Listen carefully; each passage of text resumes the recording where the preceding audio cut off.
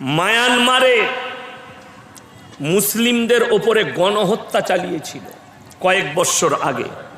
আং সান সু কি সরকারের মিলিটারি ফোর্স তারা গণহত্যা চালিয়েছে। বাচ্চার চোখের সামনে মাকে ধর্ষণ করা হয়েছে। বাচ্চা ছেলের গলায় পা দিয়ে সেখানকার মিলিটারিরা মার্ডার করেছে। তারা নদী পেরিয়ে জঙ্গল পেরিয়ে বহু মানুষ বাংলাদেশে প্রবেশ করেছে, রোহিঙ্গা মুসলিমরা। उत्तरप्रदेशे आमार एकजन उस्तादे महतरम तिनाके जिज्ञेस करलाम, हजरत आप सफ़र में जाते हैं म्यांमार? बोले मैंने तो कई मरतबा गया। हम बोले हजरत ऐसे अजाब कैसे उनके ऊपर आई? कि बोलें जाने, अरे वो तो नाम का मुसलमान था, नाम का मुसलमान, ना उनके पास नमाज थी, ना कुरान था, नहीं उनके पास कुछ थे। उनको तो लगता था ये लोग जंगली है, लेकिन अपने आप को प्रूव करता था कि हम लोग मुसलमान हैं। আমি যখন গুজরাটে পড়াশোনা করি তখন একটা মারাত্মক ভূমিকম্প হয়েছিল কচবুজে। ইউটিউব খুলে দেখলেন, যদিও সালটা মনে নাই, দিনটা আমার মনে আছে। দিনটা হচ্ছে শুক্রবারের সকাল, ফজরের পরে। ক্রিকেট খেলছি ময়দানে, হঠাৎ করে ভাবলাম যে মাথা ঘুরছে কেন আমাদের। পুরো বিল্ডিং 150 ফুট লম্বা বিল্ডিং সাপের মতো লড়ছে, মাদ্রাসার বিল্ডিং। বুঝতে পারলাম ভূমিকম্প। কয়েক মিনিটের পরে খবর আসছে কচবুজকে আল্লাহ ধ্বংস করে দিয়েছে। কচবুজ জায়গাটার নাম। তলার মাটি ওপরে, বড় বড় বিল্ডিং মাটির তলায় চলে গেছে, কিন্তু আল্লাহর ঘর মসজিদ দাঁড়িয়ে আছে। সেখানকার আলেমরা পরিদর্শনে গেল, মানুষের কত কি ক্ষতি হয়েছে। সেখানে যারা বেঁচে ছিল তারা কি বলছে জানেন? कि यहाँ के मुसलमान मस्जिद के किनारे बैठकर दारू पीता था, नमाज नहीं पढ़ते थे, मस्जिद वीरान था, कोई मस्जिद का अहमियत नहीं देते थे, कोई भी नमाज नहीं पढ़ते थे, और इमाम साहब अकेले नमाज पढ़ते थे। मस्जिद के बाजू में बकरी लाके डाल देते थे, মসজিদের পাশে ছাগল বেঁধে দিত, মসজিদের পাশে বসে গাঁজা খেত, মদ খেত। তারা নামাজের ধার ধারত না। তারা জিনাটাকে আম ভেবেছিল, পরকীয়াকে আম ভেবেছিল। বিল্ডিং মাটির তলায় চলে গেছে, বিল্ডিং এর পাশে মসজিদ, আল্লাহর ঘর দাঁড়িয়ে আছে ওইভাবেই। জোরে বলুন সুবহানাল্লাহ। আল্লাহর কুদরত। সেই জায়গা মাদ্রাসা কায়েম হলো। আজকে কচবুজের মতো জায়গায় কয়েকটা বড় বড় মাদ্রাসা, কত আলেম হাফেজ, আল্লাহর শাস্তি তাদের কাছে এসছে, তারা নিজেদিকে পরিবর্তন করেছে। আজকে আমার ভাই, এতগুলো মানুষ বসে আছেন দক্ষিণ দিনাজপুরে, কার জানা নেই, কোন ভাই জানেন না যে প্রত্যেকটা মুসলমান নরনারীর জন্য দ্বীনি শিক্ষা অর্জন করা কি বাবা? জোরে বলুন, কানে কালা, ফরজ। আমার মনে হয় 80% মুসলমানের কাছেও দ্বীনি শিক্ষা নাই। ঠিক বললাম না ভুল বললাম? কেন? আপনি বলছেন আমি মুসলমান, যে নিজেকে মুসলমান দাবি করবে সে 5 ওয়াক্তের নামাজি হতেই হবে তাকে। কথাটা বুঝতে পারলেন না পারলেন না? নামাজ কি কথা বলে না? ফরজ। 5 ওয়াক্তের নামাজ ফরজ। আমার রাসূল সাল্লাল্লাহু আলাইহি সাল্লাম হাদিস বর্ণনা করলেন, এই আমার সাহাবীরা শোনো, যার নামাজ নাই তার মধ্যে ইসলাম নেই। যার মধ্যে নামাজ নেই তার মধ্যে ইসলাম নেই। আপনি নামাজ পড়েন না, আপনি কি করে মুসলমান নিজেকে প্রুফ করাচ্ছেন? আপনি বেনামাজি। আমাদের সমাজের একটা দোষ চলে এসছে, দোষটা এসছে বেঈমান কাফেরের কাছ থেকে। রোগটা কি রোগ? চায়ের দোকানে বসে নামাজ জীবনে পড়ে না, কিন্তু কি বলছে জানেন? আমি নামাজ না পড়তে পারি, আমি তো ভালো লোক গ্রামের মধ্যে, এরকম মাল আছে না নাই? গাদা নামাজ পড়ে না, কিন্তু বলে আমি পাড়ার গ্রামের সব থেকে বেটার লোক, বেস্ট। সত্যিকারী লোকটা ভালো, কারু ক্ষতি করে না, কারু অন্যায় করে না, কারু মেরে নেয় না, জিনা করে না, কোনো পাপই করে না, কিন্তু সে নামাজ পড়ে না, রোজা রাখে না। আমি এরপর আপনাদিকে কোরআন শোনাবো।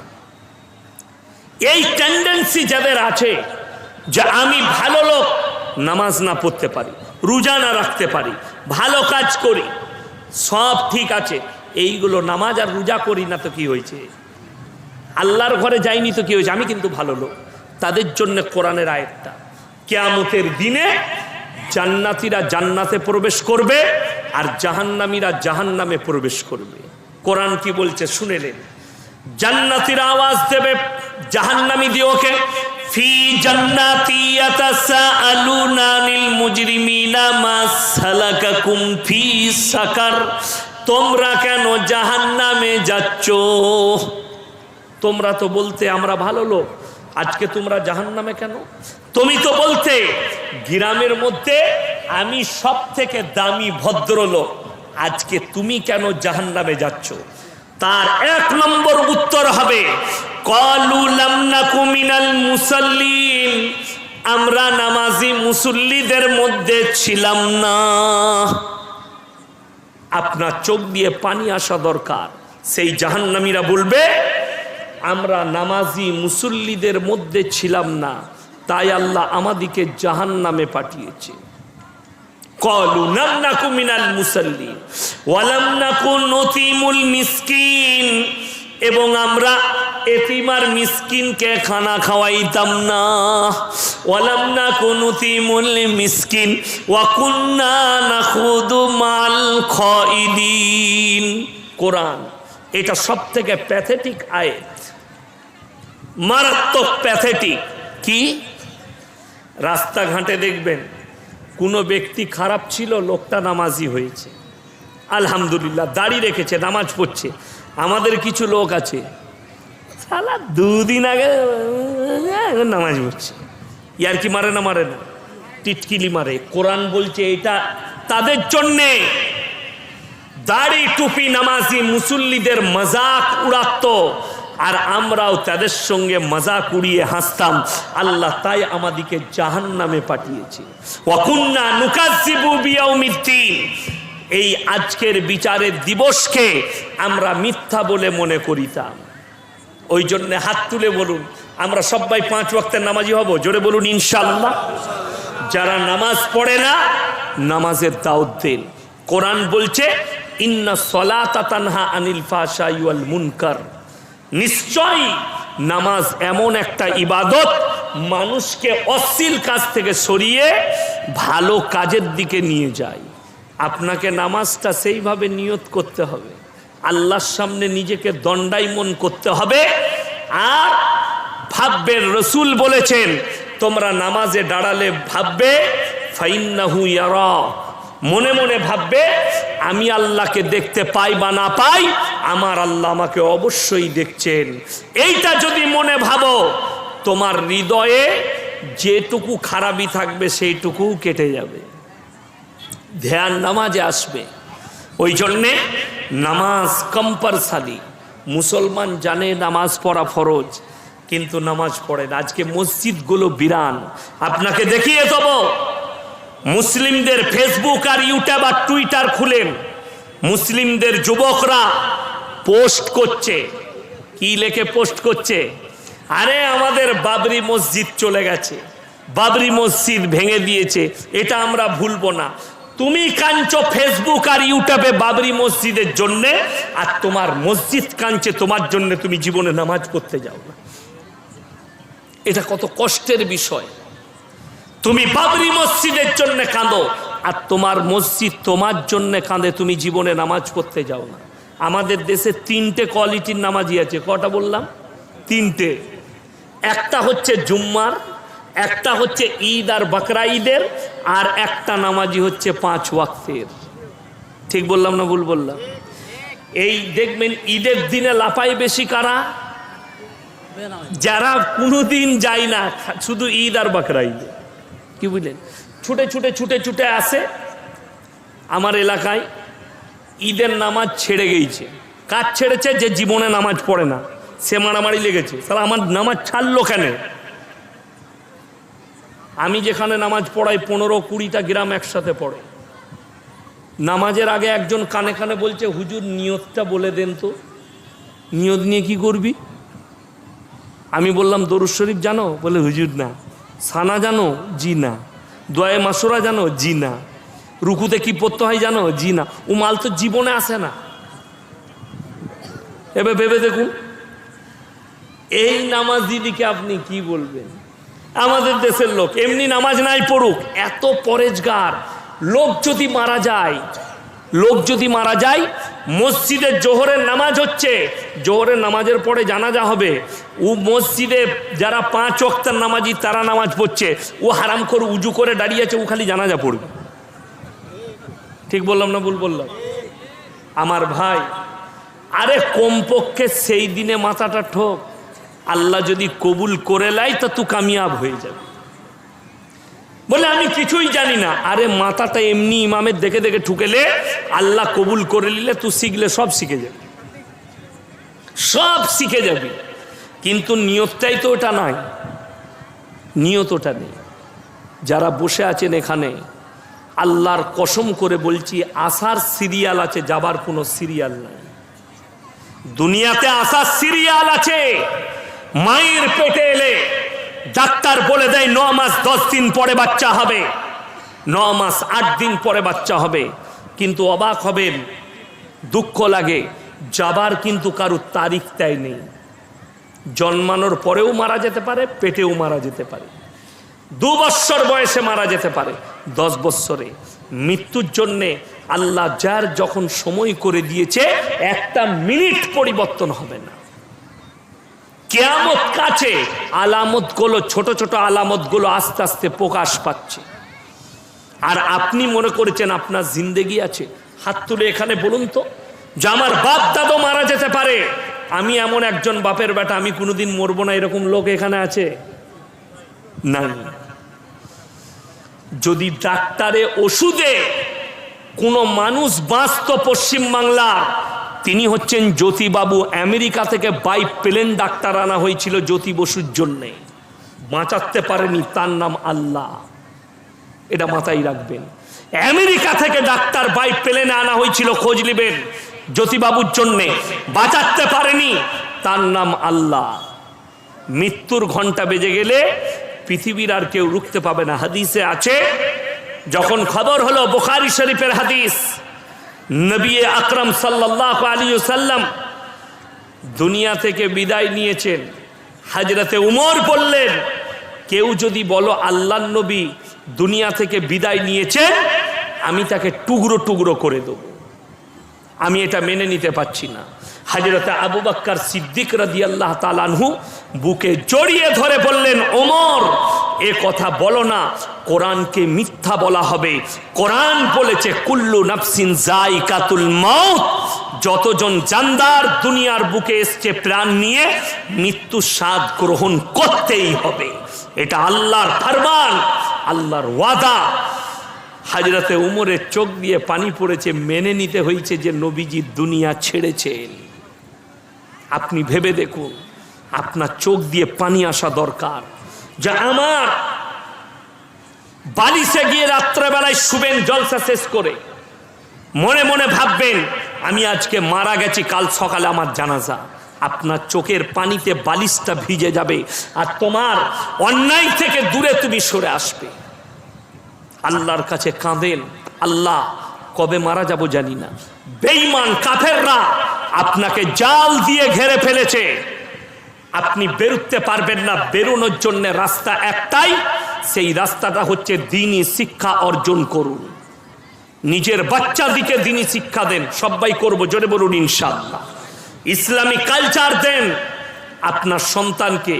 কোন মৌলবি বলেছে ছেলেকে মৌলবি করতে হবে, মুহাদ্দিস করতে হবে, মুকাররির করতে হবে? আরে আল্লাহ যাকে কবুল করবে সে হয়ে যাবে। কিন্তু আপনার ছেলেকে হাফিজে কোরআন করুন। একটা 7 বছরের বাচ্চাকে মাদ্রাসায় নিয়ে আসুন, 3 বছর লাগবে হাফেজ হতে। কত বছর বললাম? 3 বছর। 7 আর 3 বয়স কত হলো? 10।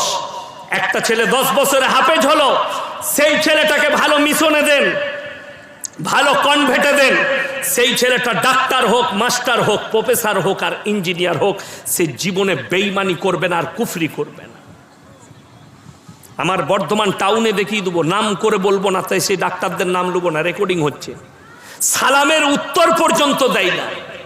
মুসলিম ঘরের ছেলে ডাক্তার, সালাম দিলে উত্তর দেয় না। তার কারণ কি? বেঈমান কাফেরের কোলে লালিত পালিত হয়েছে।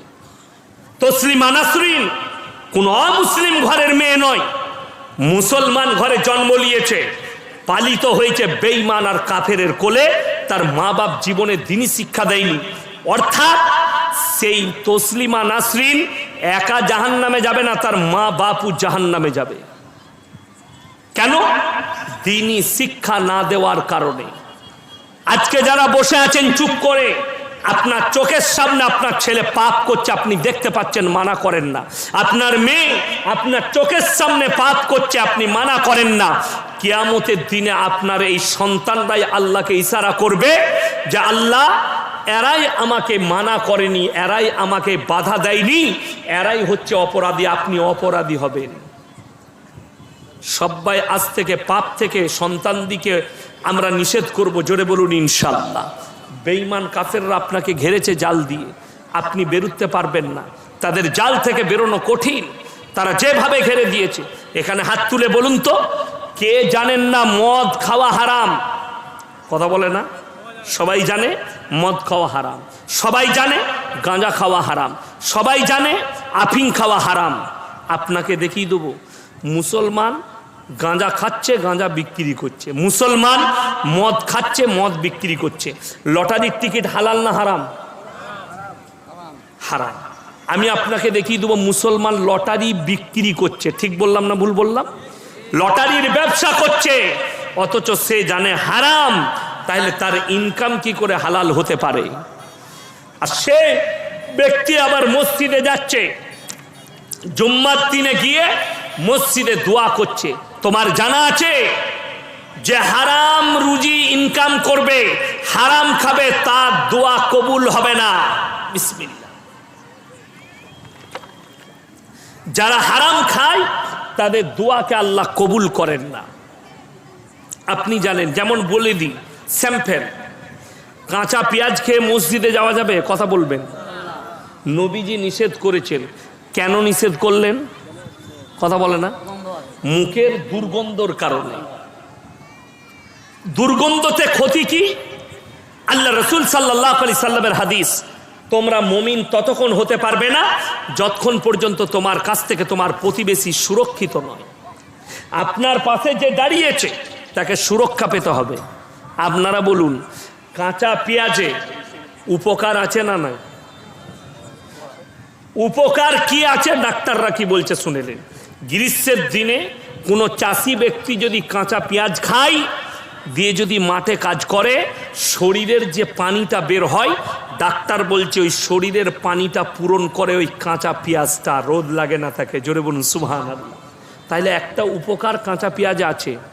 আচ্ছা, আপনারা ইমানদারির সঙ্গে বলুন তো, কাঁচা পেঁয়াজ খেলে গন্ধ পেলে কষ্ট হবে। আচ্ছা, বিড়ি খেয়ে যদি কেউ মসজিদে যায়, আঁতড়ের মতো সেন করে তো? কথা বলে না? এবার আমি বললেই খারাপ বলবি। আমাদের দেশের অনেক মুসল্লি আছে, সকালবেলায় বিড়ি না খেলে তাদের হাগাই হয় না। ঠিক বললাম না ভুল বললাম? হ্যাঁ, মসজিদের পায়খানা থেকে বিড়ি খেয়ে বেরুচ্ছে, পরবর্তীতে ইমাম ঢুকেছে, ইমামের বমি হয়ে গেছে। আপনি ভেবে দেখুন, যদি আপনার ওই বিড়ির দুর্গন্ধে যদি কষ্ট পায়। আচ্ছা, কে কে বলতে পারবেন, স্টেজে এতগুলো দামি লোক বসে আছে, বিড়িতে কত পার্সেন্ট উপকার আছে? কথা বলে না?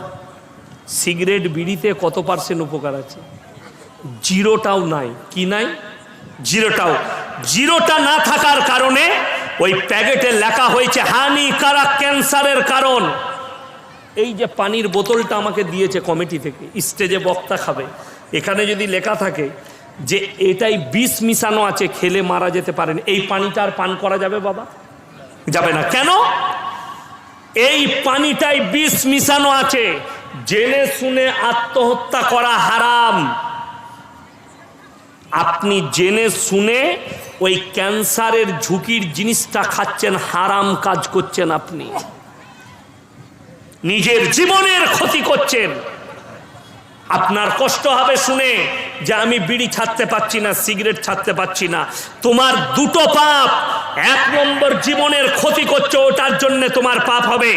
2 নম্বর পাপ, তোমার মুখের দুর্গন্ধে তোমার বিবি কষ্ট পায়, তোমার পাশের লোক যে নামাজ পড়ে সে কষ্ট পায়। তোমার কতগুলো পাপ হয় তুমি খালি ভেবে দেখো। বেশি নয়, এই মুসল্লিকে জিজ্ঞেস করতে হবে না। আমার পাশে যদি কোনো বিড়িখোর দাঁড়ায়, গুটখাখোর দাঁড়ায়, কোনো আপনার সিগারেট খোর দাঁড়ায়, আমি তো কিছু বলতে পারবো না লজ্জায়। কিন্তু তুমি গিয়ে তুমি বিড়িখোর, তুমি সিগারেট খোর, তোমার বিবিকে জিজ্ঞেস করবে যে তুই আমার পাশে থাকিস, সিগারেটের গন্ধটা আমার মুখের গন্ধটা কেমন লাগে। ও কিছু বলতে পারবে না, মনে মনে ভাববে 8 কুড়োর বেটা তোকে ঝাঁটা মারতে মন যায়। এত কষ্ট পায় মুখের দুর্গন্ধে। আপনি চলুন মালদা জেলে গাঁজা পাচারে কে আছে? মুসলিমদের যুবক জেলে আছে। আফিং পাচারে আছে কে? মুসলিমদের ছেলে আছে। সবেতেই মুসলিমরা হারাম কাজে। লটারির টিকিট কেন হারাম আপনার জানা আছে? তার কারণ হচ্ছে, সকলে একবার বলুন তো ইমানদারির সঙ্গে ভাগ্যের মালিক কে? হলো না, আরো জোরে বলুন। ভাগ্যের মালিক যদি আল্লাহ হয়, আপনি যদি কোনো গণককারকে হাত দেখান, ইমান থাকবে না চলে যাবে? ইমান চলে যাবে। তাকে কালমা পড়তে হবে, ইসলামে ফেরত আসতে হবে।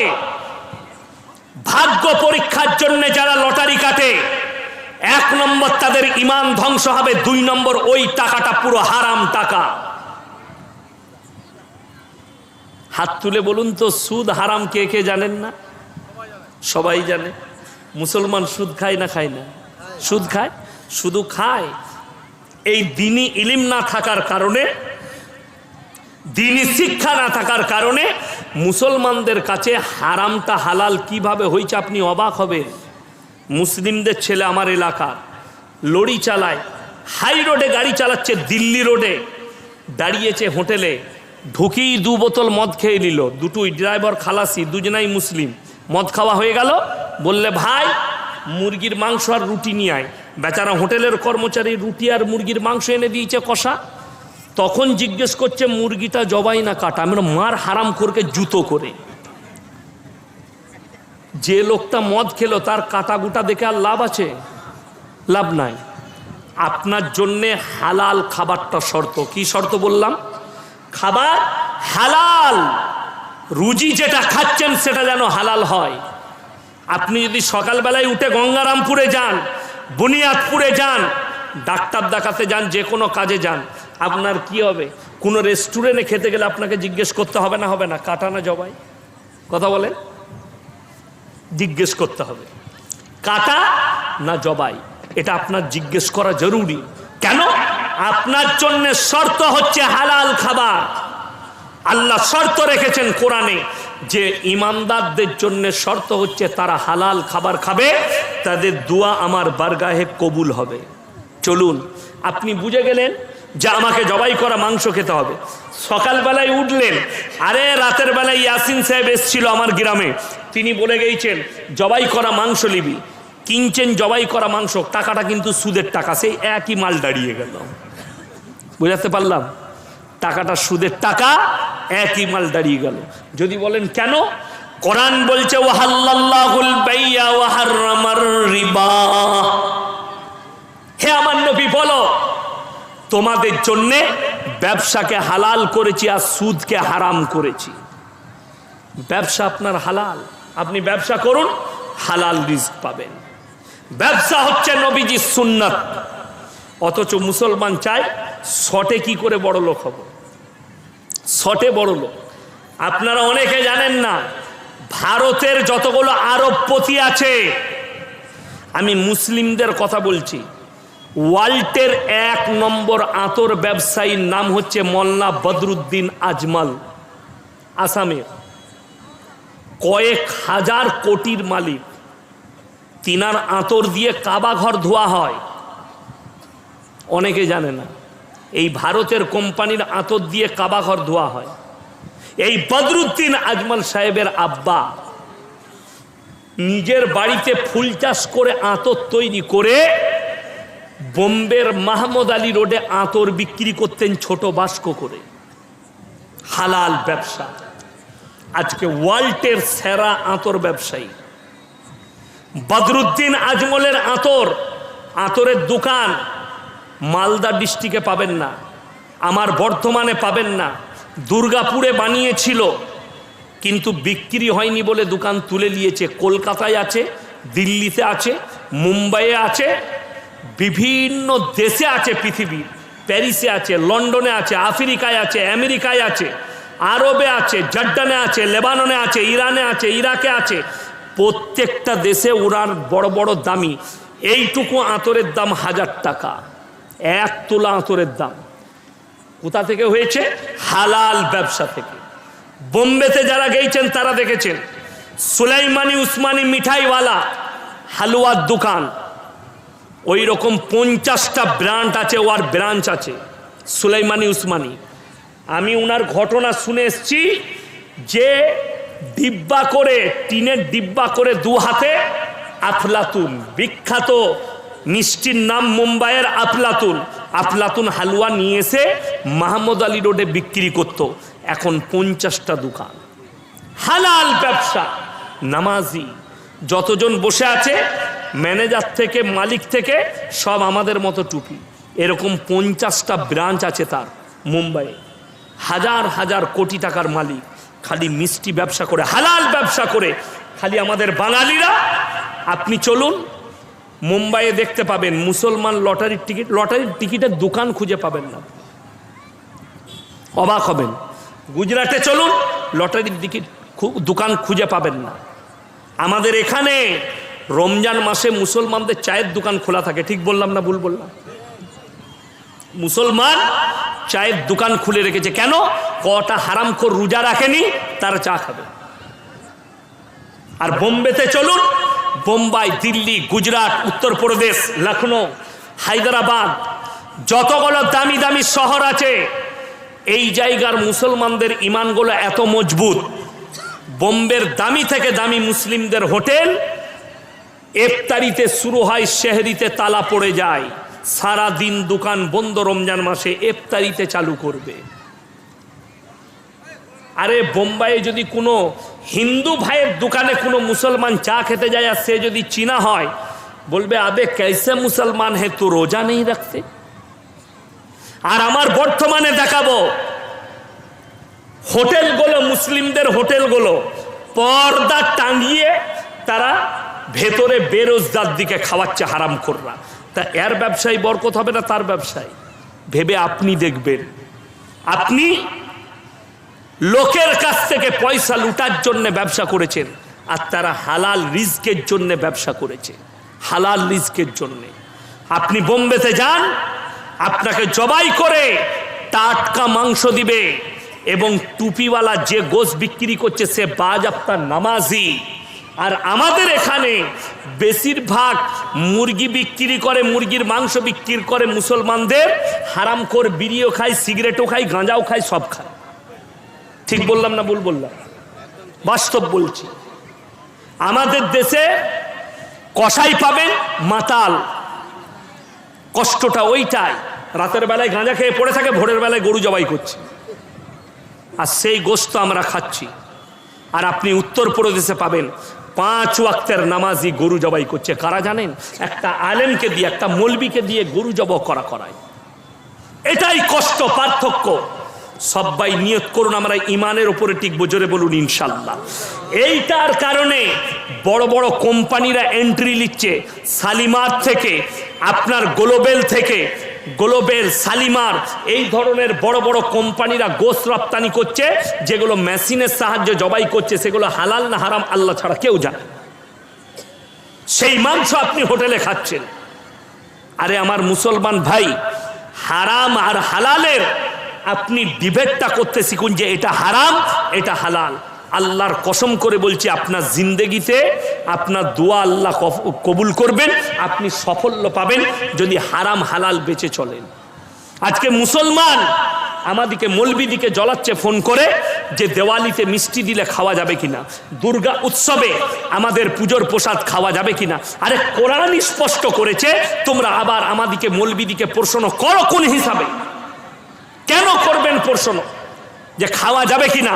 কোরআন যখন বলেছে আল্লাহ ব্যতীত অপরের নামে উৎসর্গ করা জিনিস তোমাদের জন্য হারাম, আর পৃথিবীর কোনো মৌলবি মুল্লা, কোনো পীর ফকির, আমি আপনি সে তিনি সাধারণ নেতা মন্ত্রী, কারুর হুকুম নাই যে এই কোরআনের ওপরে আর আঙ্গুল তুলি।